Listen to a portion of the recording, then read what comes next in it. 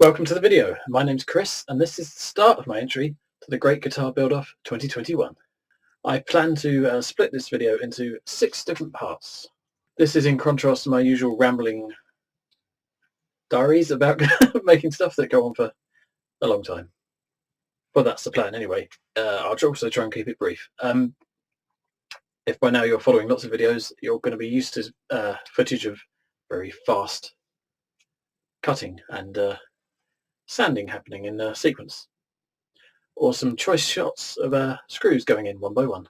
So the 6 episodes are going to split into 6 parts. There's going to be this one, which talks about my inspiration, motivation, about the design of the guitar and why I've decided to do it. The next video will be preparing the materials and creating the design and the templates to make it. By episode 3 we should have the parts of the guitar cut out and we're going to be shaping the body. Episode 4 will be carving the neck and fretting. Episode 5 will be finishing the guitar, and by which I mean applying a finish. And maybe finishing.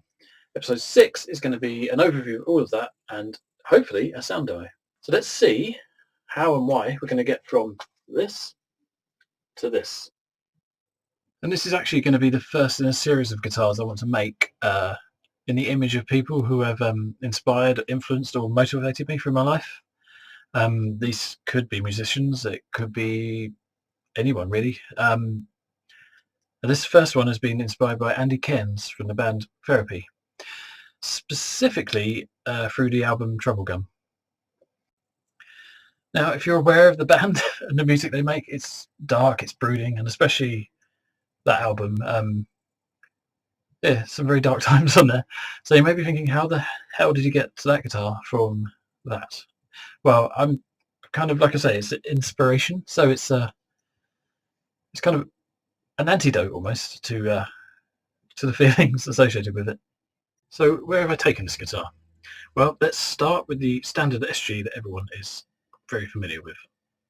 And well, it's red, it's not black like Andy's, but you know, it's fair enough to use this one and follow it in pictorial form, and that won't affect the finished project in the end. Okay, let's start. We'll make it headless. Looks a bit weird, but let's carry on. And then we'll get rid of the fret markers and make it a multiscale, a bit more modern. And then we're going to lose the rosewood and go for something more lighter, more maybe maple. Next we're going to kind of shift it to make it more offset and round off the bottom. And then we're going to lose the scratch plate because we want to show off as much of this finish as possible. Looks quite cool like that, but that's not how we're going to go.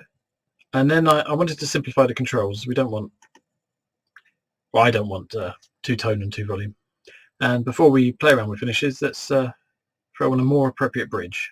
So now it's more right for a background. So what should we do? We could do something for Pride Week perhaps, or maybe a Bernie on Mars. No, I quite like this one, tartan.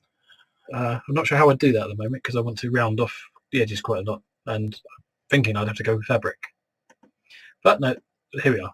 We go for sparkles. And let's add some bevels back on. And yeah, here we are.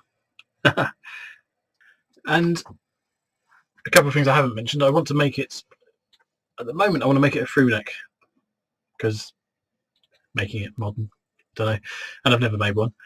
Secondly, I'd like to have some sort of cutaway. Hopefully you can see the mouse around the bridge here, just so you can access these tuners.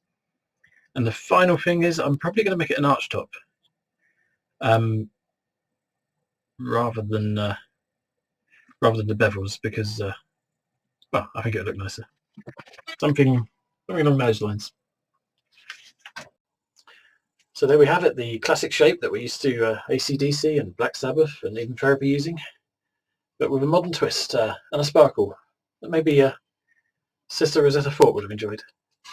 If you want to see how that turns out, please hang around, click subscribe, and we'll see how it turns out. Goodbye. And there we have it, the classic shape you're used to seeing AC/DC. Where's the camera going?